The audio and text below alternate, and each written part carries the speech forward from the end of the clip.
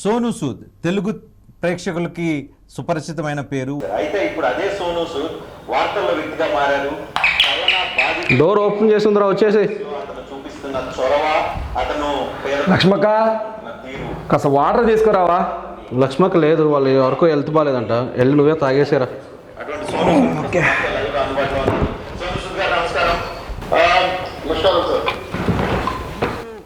సేవా కార్యక్రమాలు corona start అయింది. ఏంట్రా అంత సీరియస్గా అయితే చేస్తున్నావు? కొన్ని విషయం వచ్చా, కొంచెం వర్క్లో ఉన్నాను. ఎందుకు చేస్తున్నారు? ఎంత ఖర్చు పెట్టారు ఈ కరోనా టైంలో? ఇప్పుడు చెప్పరా వచ్చా, ఏంటి విశేషాలు? ఏంట్రా అంత సీరియస్గా అయితే చేస్తున్నావు? ఏం లేదురా, కరోనా టైం కదా, మన దేశం చాలా కష్టాల్లో ఉంది. అందుకని చెప్పి నా తరఫున మన సీఎం రిలీఫ్ ఫండ్కి ఫండ్స్ ట్రాన్స్ఫర్ చేశాను, అంతే. నువ్వు సూపర్ మామ. అయినా మన లక్ష్మక్కకి ఏదో ఎవరికో హెల్త్ బాగాలేదన్నావు కదా, సార్ కాల్ చేసి మాట్లాడావా? చేయలేదురా, బాగుంటే తనే వస్తుందిలే అని చెప్పి చేయలేదు.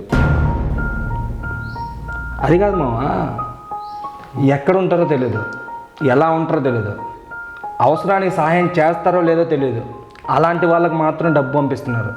వాళ్ళకి ఒక ప్రొసీజర్ ఉంటుంది, ఒకరి నుంచి ఇంకొకరికి వెళ్తుంది, వాళ్ళ నుంచి ఇంకొకరికి వెళ్తుంది, వాళ్ళ నుంచి ఇంకొకరికి వెళ్తుంది, వాళ్ళ నుంచి సహాయం పొందే వాళ్ళకి.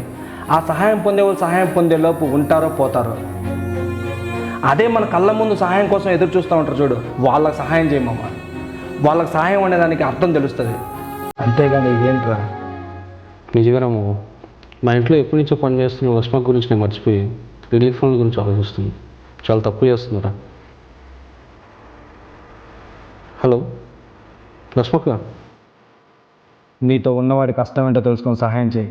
సహాయం అన్న మాటకు అర్థం ఉంటుంది, ఒకరి కష్టంలో మనం భాగం పంచుకున్నట్టు ఉంటుంది. ఇలా ఈరోజు ఒక్కడు మారాడు, ఇలా దేశం మొత్తం మారాలి.